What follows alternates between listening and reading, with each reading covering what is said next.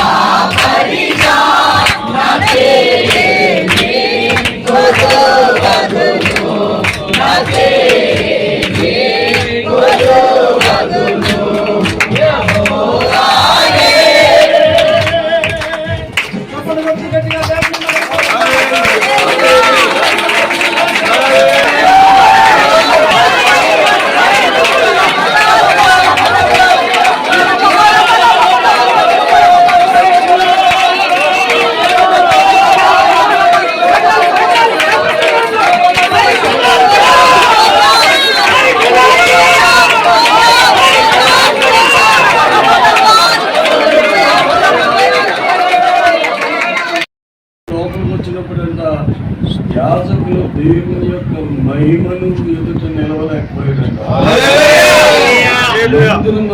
దేవుని మహిమతో నిండెను.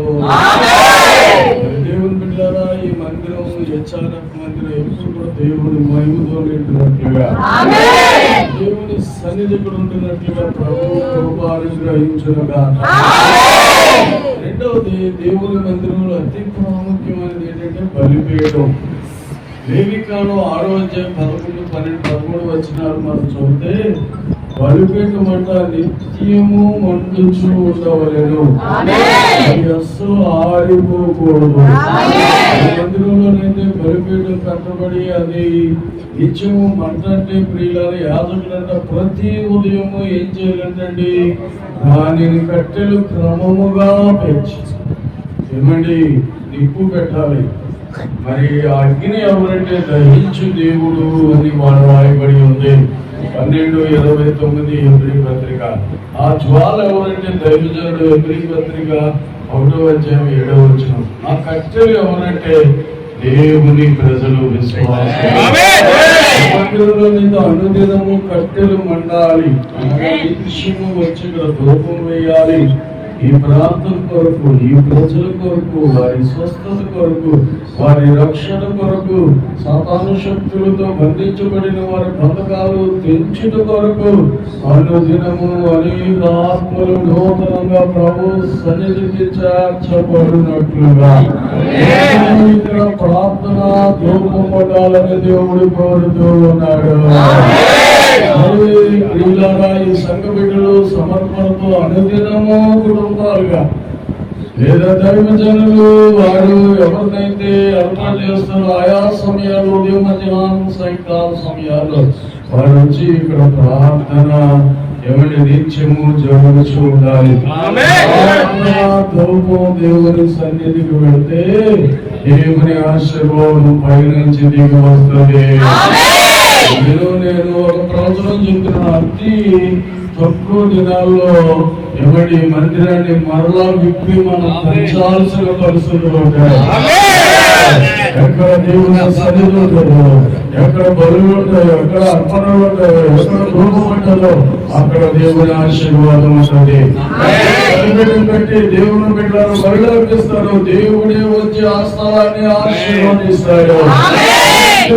ప్రాంతాలన్నీ దీవించబడును గాక, కుటుంబాలని ఆశీర్వదించబడును గాక, పాపము విమోచన కలుగును గాక, రోగ శాంతి కలుగును గాక, పాడి పంటలు ఆశీర్వదించబడును గాక, శత్రువుని నిమిత్తం ఇక్కడ ప్రార్థించినప్పుడు విడుదల పొందుదురు గాక, వర్షాలైన కాలంలో ప్రార్థన చేస్తే దేవుడు వర్షం ఇచ్చును గాక, రోగులు వచ్చి ప్రార్థించినప్పుడు స్వస్థత కలుగును గాక, మరి పంటకు చెత్త చీడ పట్టినప్పుడు ప్రార్థించగానే దేవుడు వాటిని తొలగించి నూరంతో ఆశీర్వాదాన్ని దేవుడు చేయను గాక.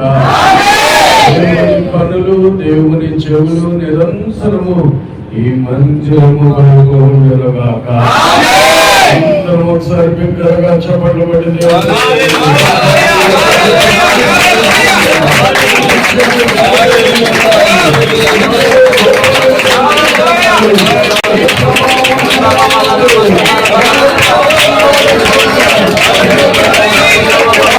మరొకసారి నిండుగా సమృద్ధిగా వచ్చి పరిచయం చేస్తున్న రాష్ట్రానికి, మరి సంఘానికి, పెద్దలకు, నాయకులకి, ప్రాంతానికి తోడుగా ఉంటే బలపరిచి నడిపించును గాక. మహిమతో నింపే బలిపీఠము మీద అగ్నిని ఉంచి ఈ మందిరమును మహిమతో నింపే బలిపీఠము మీద అగ్నిని ఉంచి పరిశుద్ధ